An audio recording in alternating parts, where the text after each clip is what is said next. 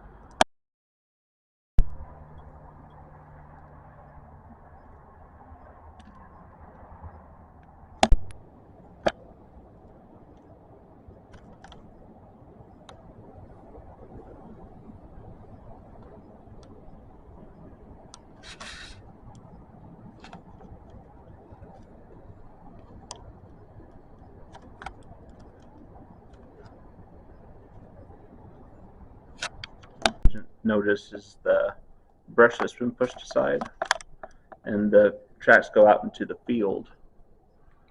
And towards the end over there, another agent also finds the barn has been broken into, and eventually they apprehend the folks down by the interstate down there.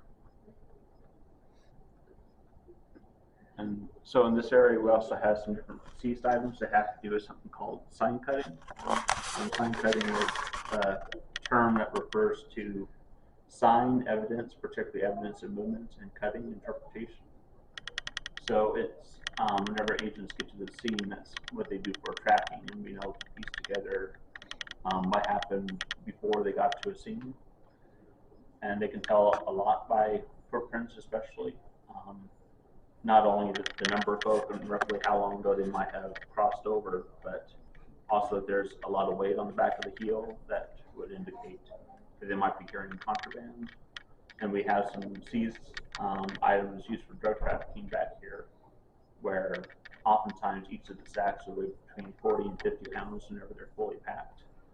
And folks would often carry two of those at a time, so that would redistribute the weight quite a bit. And is there any estimates on what percentage age get caught versus get through? Not that I have off the top of my head, but there's estimates on the cbp.gov website. And then we also have some seized items for different ways that people try to hide footprints, or also dragging implements for trying to hide vehicle tracks as well. I'm including the carpeting and the foam that you can see over there, as well as some cutouts that are meant to mirror animal footprints.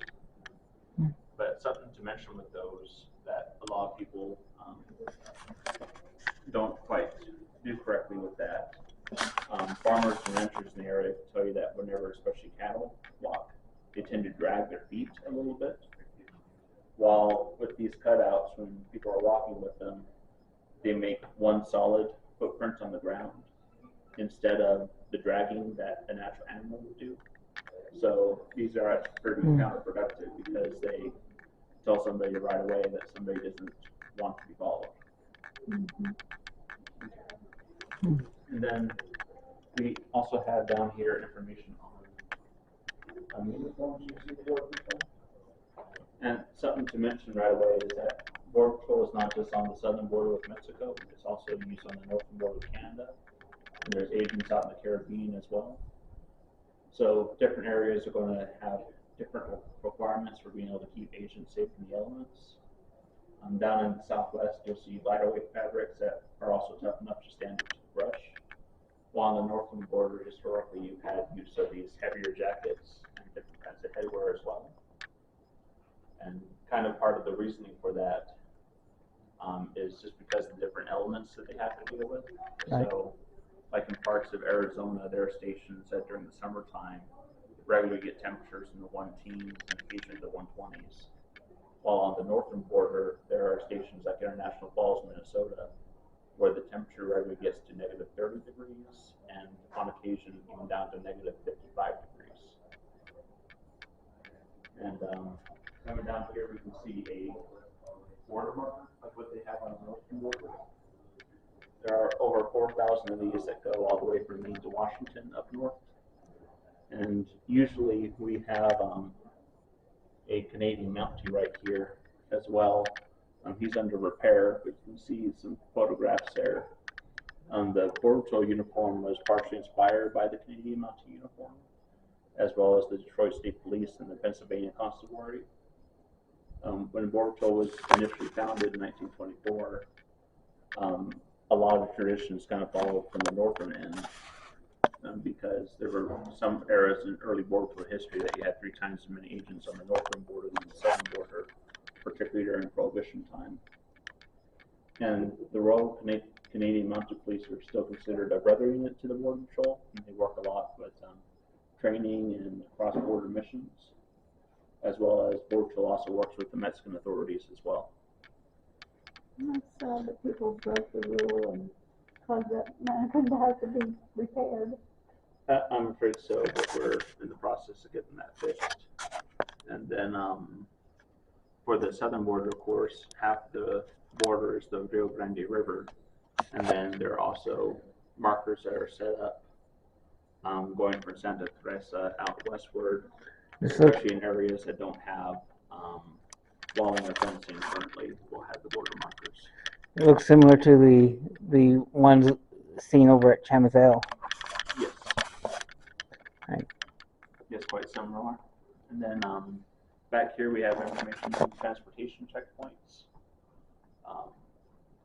And something to mention also is that whenever you're crossing the international border with the bridges we have, like here between El Paso and Juarez, that's U.S. Customs that operates those. They're part of Customs and Border Protection, but they're a separate agency altogether. Border Patrol checkpoints are set up on major roadways whenever you are leaving the border zone, going into the interior of the country. And that acts, for one, as a paperwork check, because depending on what kind of documentation you have, you might be able to be in the border towns, but not further up north.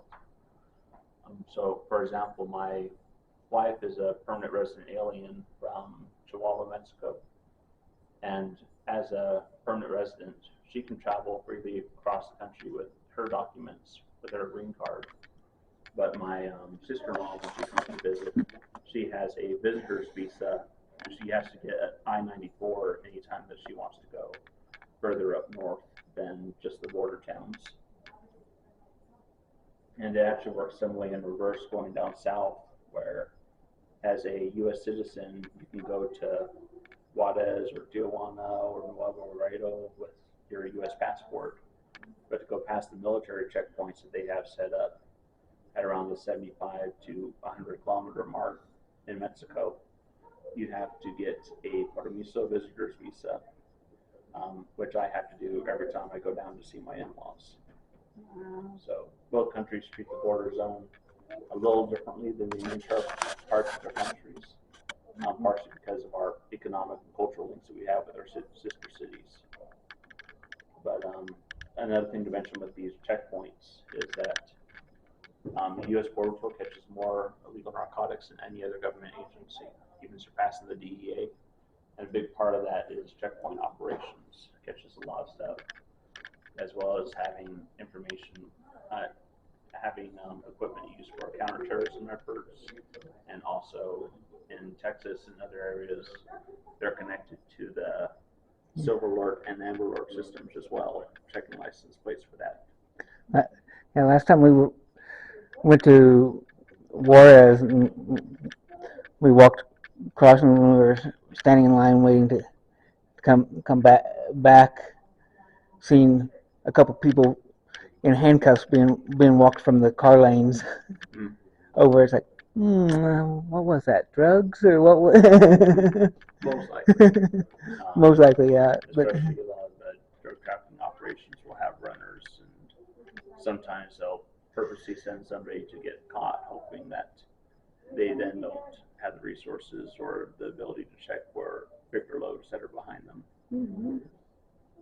So something that they have to watch out for there. And then down here we have some more items that are used for the northern border here, as well as on the other side of the museum we have what might be El Paso's only snowmobile. It was used up in the Holton sector up in Maine, but of course down here it doesn't really have much of practical use per se. yeah, don't get that much snow. Nope. And then here we have information on the horse patrol units, and horse patrol is present at every sector along the southern border, as well as a couple on the northern border as well. And in the early days, the Border Patrol agents often provided their own force, although nowadays they're all kept at the stations that they're at. But the tradition is maintained that the horses usually only have the one rider that they work with day in and day out. So they form a very tight bond that way. Yeah. And part of the reason why Border Patrol still uses horses in the 21st century is because there's not a lot of infrastructure that connects a lot of the border areas. So a lot of parts of the border you can only get to by horse or by ATV. Horses often being the safer option, as well as they also do a lot to provide additional safety for the agents, as horses can often detect danger before people can, especially at nighttime where they have better eyesight than people do.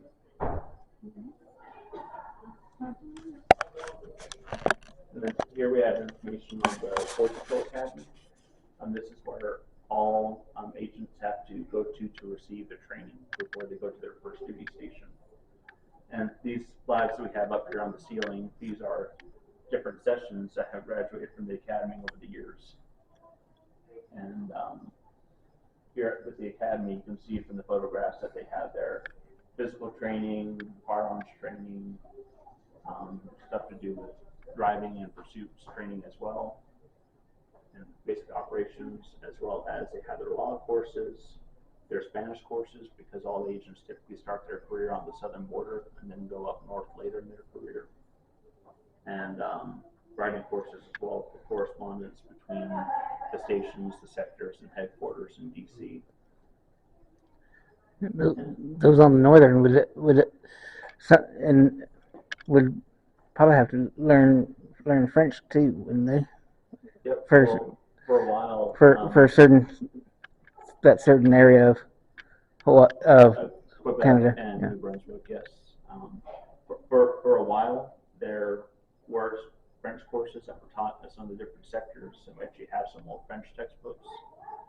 Those tend to no longer be mandated, but they still have some phrase books that they use in that area, as well as Border Patrol works with a lot of translators for all kinds of different languages. But surprisingly, even on the northern border, they do need to use a good bit of Spanish up there as well. Okay.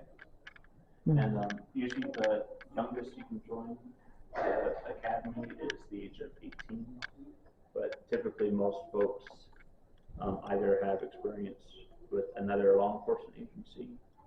With the U.S. military, about 1 in 3 agents is a veteran of the armed services.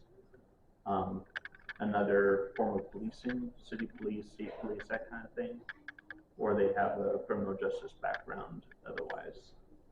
And the oldest you can join is usually 37, because mandatory retirement is at 57. But they do have waivers for folks that were a career military or the like sometimes. Then we also have some more seized items down this way. Up here we have some rope ladders that were used here in the El Paso area, as well as some tunneling equipment from out in Arizona.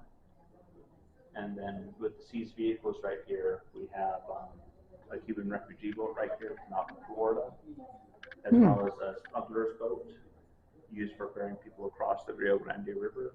That one was down from Laredo. And then this smuggler's cart was also used in the El Paso area.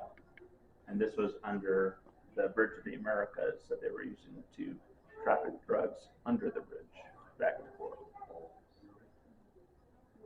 And then likewise with this smuggler's cart that was seized with over 200 pounds of marijuana strapped to it, as well as up here, this motorized hang glider was being used to ferry illegal narcotics from the border, going over to I-10, dropping off a load, and going back. And this was out in the Lordsburg, New Mexico area. And whenever this was seized with 240 pounds of marijuana plus the driver. And with some states legalizing marijuana, how has that changed the enforcement? To a point, it largely hasn't. And I know Texas and Mexico is still illegal, but yes, but it's still illegal to bring marijuana into the country. The states that do have legalized cannabis, it's only for taxed and regulated marijuana. So you still have areas that see a lot of illegal marijuana brought into the country that is of a lower grade and lower quality, and that's still illegal. But sadly, there's still a market for it because it's much cheaper. But part of the danger of that too is that a lot of the illegal marijuana that enters the country tends to be laced with other substances, and especially right now with the opioid epidemic going on right now, you see marijuana sometimes have other compounds such as opiates to make it more physically addicting. So it's still a very much normal part of operations to catch and destroy a lot of illegal marijuana coming across the border.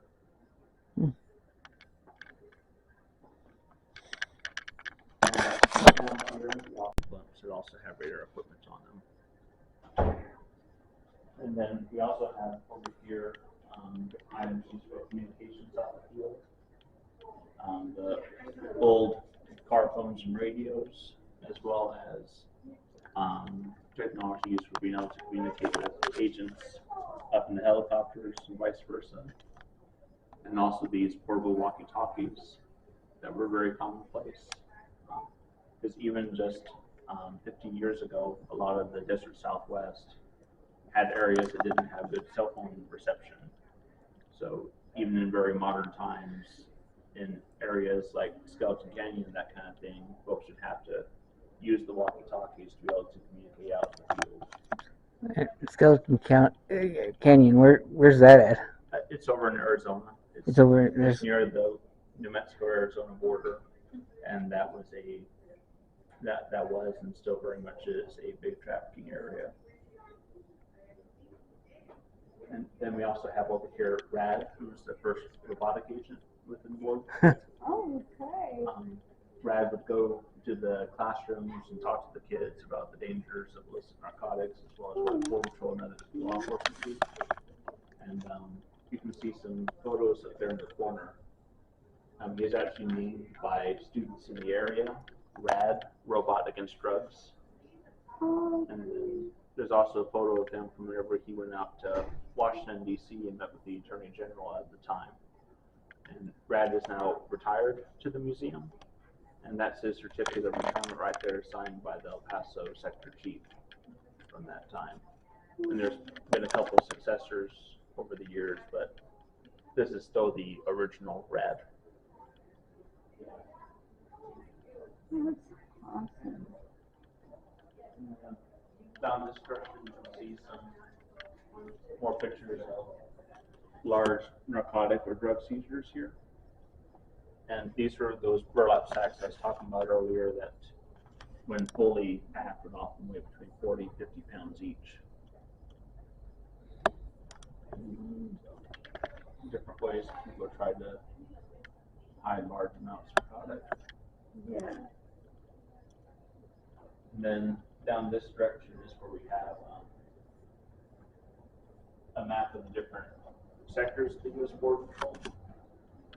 So right now we are in the El Paso sector, which is all of New Mexico and our little slice of Texas here. And we're right by the Border Patrol Academy where all the agents across the country go for their initial training. And this is over in Artesia, New Mexico. And so for the southern border, there are 9 sectors that go along the southern border, 8 that go along the northern border, and then there's 3 coastal sectors. That's the New Orleans sector, the Miami sector, and the Ramey sector, which is out in Puerto Rico.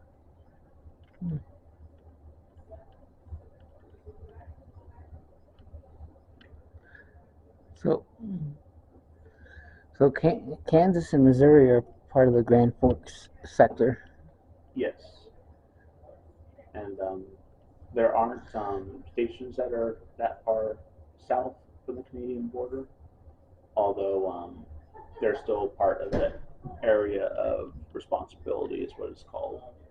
And sometimes in certain areas you will have agents that are kind of stationed in different towns meant to be like local authority whenever situations arise. But the stations for the Grand Forks sector are all within North Dakota, Minnesota, that area up there closer to the border.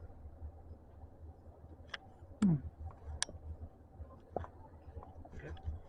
We'll go ahead and add more to this section.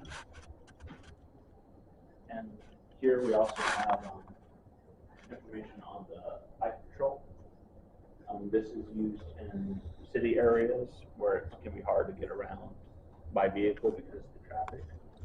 So you'll see these folks in downtown El Paso as well as downtown San Diego or in Laredo, those kind of areas. And whenever the bike patrol first started, agents had to wear their full uniform. But now that's been reduced down to the lighter weight polo and the shorts, largely because the pants would get stuck in the gears oftentimes, and also the heat of wearing the full uniform while you're biking up and down the wall there. Now, you said that you'll see them downtown El Paso and San Diego, but El Paso is the only one where the border crossings actually in the downtown area. Correct. El Paso's the only one. Only one that has the international border crossing in its downtown. San Diego is outside the city limits a little bit. I thought that there were other towns that have border crossings in their downtown area, but maybe they don't call it their downtown, I suppose. But San Diego is kind of an odd city because the bulk of the city is up north, and then there's 2 towns that are below it, but then they also have a second part of their city that actually goes down by I'm trying to remember the name of the suburb. Not Elizario, that's here, San Isidro. But they have an area down there that's closer to the border and the border crossing, going down south of Coronado Island.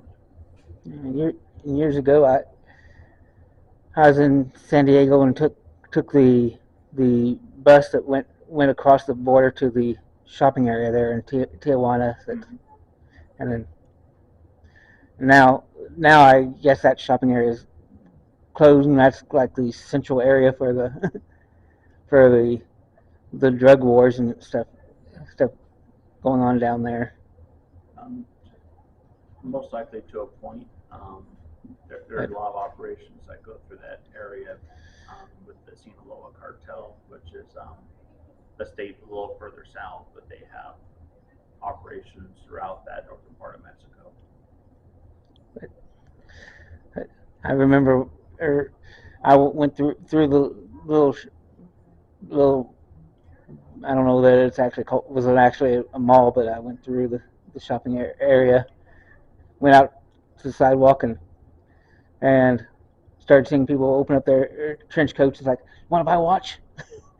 I was like, yeah, I think I'm going back. And turned around.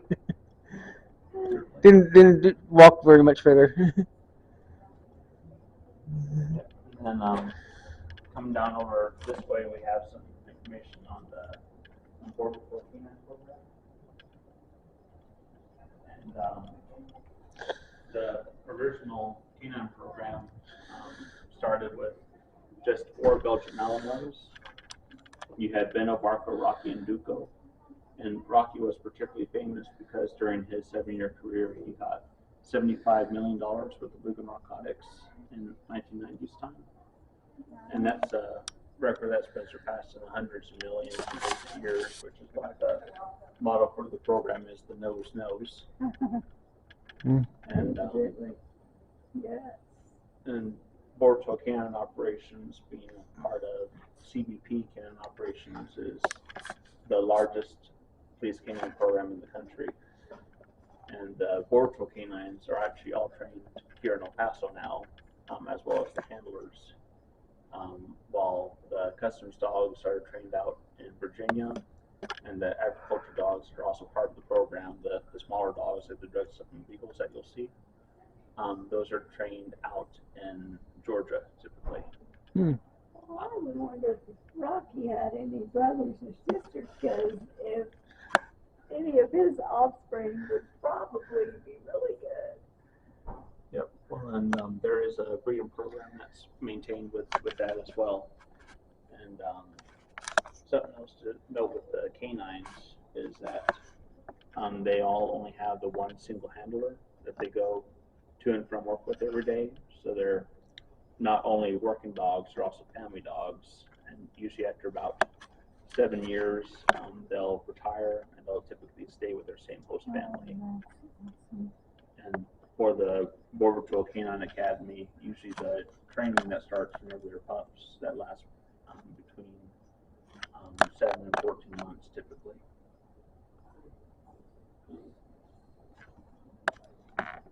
And then behind us, we also have information on the search and rescue team, 4-Star. And 4-Star was founded in response to the high number of migrant deaths that were happening in the District Southwest. And 4-Star stands for Border Patrol Search, Trauma, and Rescue. And you can see with the photos there that they're specially trained to be able to provide emergency first aid, as well as physical training to be able to dive down into the river, go down from the helicopters to be able to get into canyons and ditches and the like to rescue people. And the first mission with 4-Star is always that it's about saving lives first and then not due process runs course later on. And they play a very important role in safety operations, both on the northern and the southern border. And 4-Star is one of 2 specialized units within the Border Patrol. The other one being 4TAC, which is the tactical unit, both under the Special Operations Group. And to become a 4-Star agent or 4TAC agent, you have to be an agent in good standing for at least 2 years with the U.S. Border Patrol. And you have to complete additional training here in the El Paso area, and then be assigned to your area back where you're stationed at. And down here we also have information on the Honor Guard. Being that nearly 1 in 3 agents is a veteran of the armed services, a lot of military traditions have been passed down into the Border Patrol. And one of those includes the drill teams, which the El Paso Sector Honor Guard has won the national championship before, as well as the chaplain program is also involved with the Honor Guard. And also we have the Pipes and Drum Corps, which is a more unique tradition than the Border Patrol. And they're used for quite a few events, including memorial services like what we have here at the on board the museum every year, as well as law enforcement funerals, not just for Border Patrol, but for other forms of law enforcement as well. And with a lot of events like that. We'll go ahead and of course used for parades and ceremonies. And then this is a 1947 lily, as well as we have the ATVs over here, which are used for off-roading. And down here is that snowmobile that I mentioned earlier. And this was used up in the Holton sector up in Maine. And down here we have information on VORTAC. So this is the Border Patrol Tactical Unit. And their training is actually based off of the Navy SEALs training program, making them some of the most highly trained of any federal policing groups. And they don't just serve within the balance of the United States, but they also have served overseas with the U.S. military, particularly over in Afghanistan, some areas over there. Also, they have been sent out to different countries either to help with training local border guards, as well as helping with humanitarian missions, providing security, especially whenever there's been major earthquakes or major hurricanes in the Western Hemisphere. And also whenever there's been big events like the Winter Summer Olympics in the United States, VORTAC has been sent out to provide security at those events as well.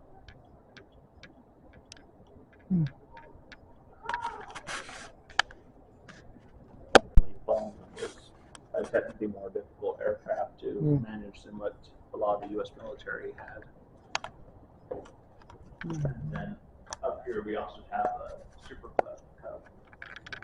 That was a military access plane that was brought into the Border Patrol as well.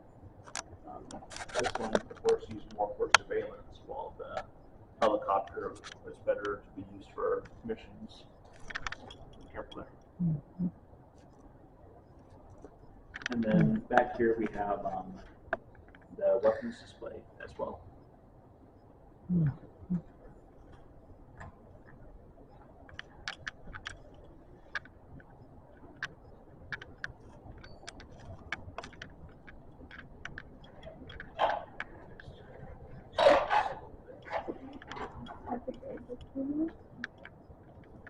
So first, of course, over here we have some seized weapons from out in the field, and a good variety of them, including not just the knives and the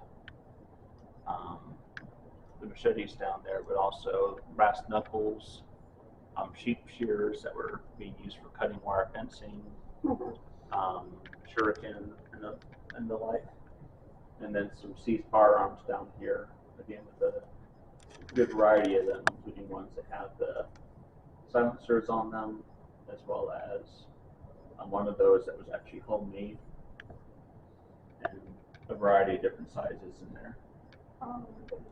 And then over here to the side, these are historic duty carry weapons that actual agents would have out in the field.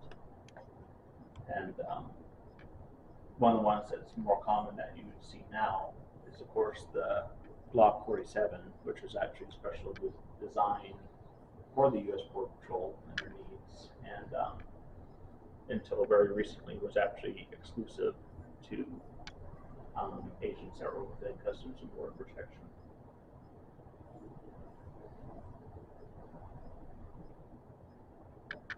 And then back here we have our memorial rooms, and these are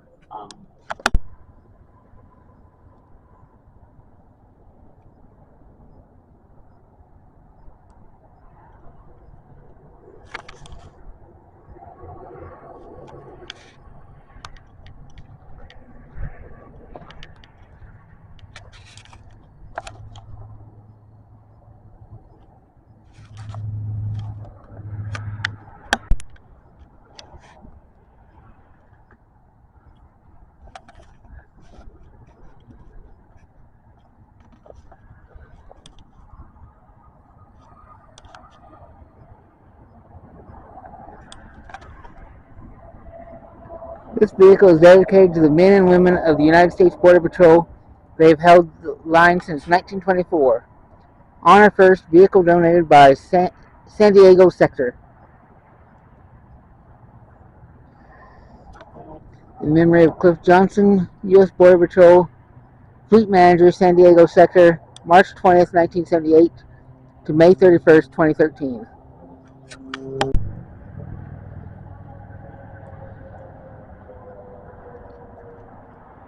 In memory of the Border Patrol pilots who gave their lives.